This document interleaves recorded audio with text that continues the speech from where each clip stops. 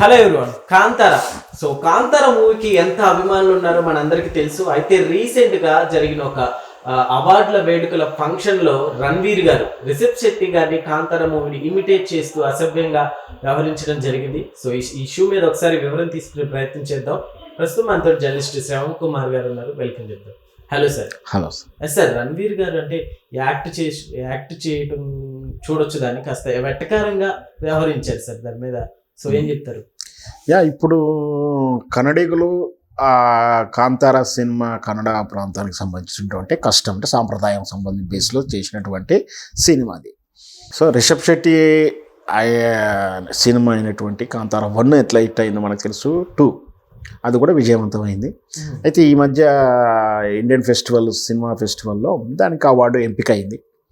ముగింపు వేడుకల్లో రణ్వీర్ గారు మాట్లాడుతూ ఆయన అతిథిగా అటెండ్ అయ్యారు. దానికి తను ఏదో మాట్లాడుతూ సరే ఏదైనా సంబోధించవచ్చు, ఏదైనా చేయొచ్చు, బాగా హిట్ అయింది సినిమా, మీ నటన అద్భుతంగా అండి, నేను చూసి అసలు చాలా అద్భుతంగా నేను మైమర్చిపోయాను అంటేనే చెప్పేశాడు.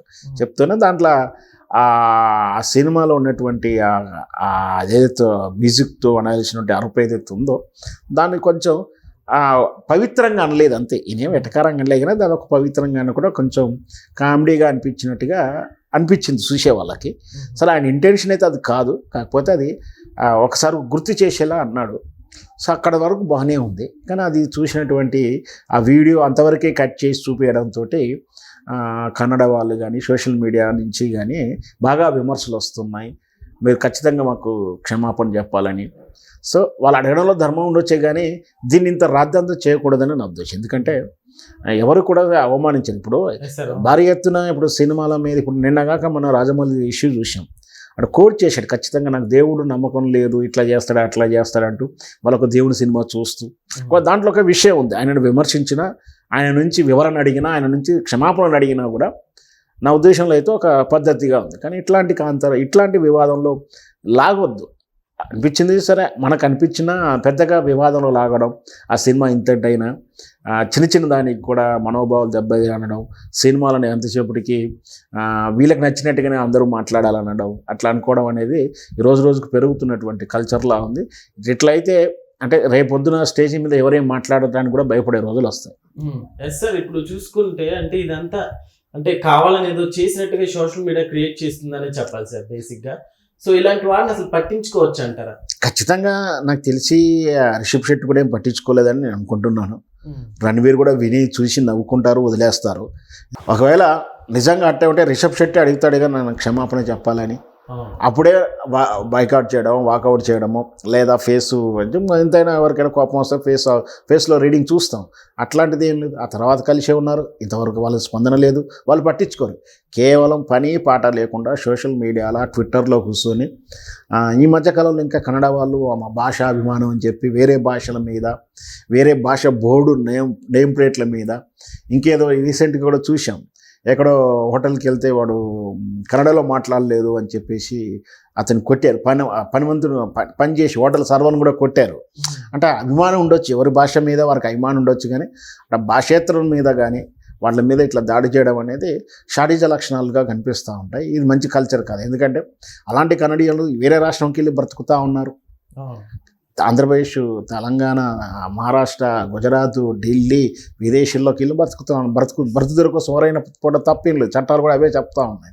అట్లాంటి మా భాషలోనే ఉండాలి, కన్నడం మాట్లాడితేనే ఇక్కడ ఉండాలి, కన్నడం రాస్తేనే ఇక్కడ ఉండాలి, మా కన్నడ సినిమాలను ఎవరిని ఏమనొద్దు అంటే ఆల్రెడీ వాళ్ళ సినిమాల్లో మన కన్నడంలో వేరే భాష చిత్రాలు డబ్ చేయడానికి వీలు లేదు. మీకు తెలుసో తెలియదో మన తెలుగు సినిమాలు వాళ్ళ కన్నడ భాషలో డబ్ చేయడానికి వీల్లేదు. కానీ మనం కన్నడ నుంచి డబ్బింగ్ చేసుకుంటాం, తమిళ నుంచి చేసుకుంటాం, మలయాళ సినిమాలు తెలుగులో వర్షన్లో చేసుకుంటాం. సరే ఈ మధ్యకాలంలో డబ్బింగ్ కాకుండా మల్టీపర్పస్ వస్తున్నాయి. అంటే త్రిభాష చిత్రాలు అంటే అన్నిట్లో ఒకేసారి తీస్తున్నారు. కానీ మరి కన్నడలో అట్లా కాదు, ఖచ్చితంగా కన్నడ భాష చిత్రాలే ఉండాలి అక్కడ. లేదంటే డైరెక్ట్ మన తెలుగు అక్కడ రిలీజ్ చేసుకోవాలి, కానీ డబ్ చేసి కన్నడలో ప్రాంతీయ భాషలో చేయడానికి వీల్లేదు. అంటే అట్లా కట్టడి చేసుకుంటే వాళ్ళకే నష్టం, మనకేం నష్టమేం లేదు. సో మరి ఏమైనా వాళ్ళకి అభిమానం ఉండవచ్చు, కానీ ఇట్లా విమర్శ చేయడం అయితే మంచిది కాదు. ఓకే సార్, అయితే ఇప్పుడు రిషబ్ శెట్టి గారు అంటే ఈ మూవీ గురించి ఇట్లా చేశారు కదా రణ్వీర్ గారు.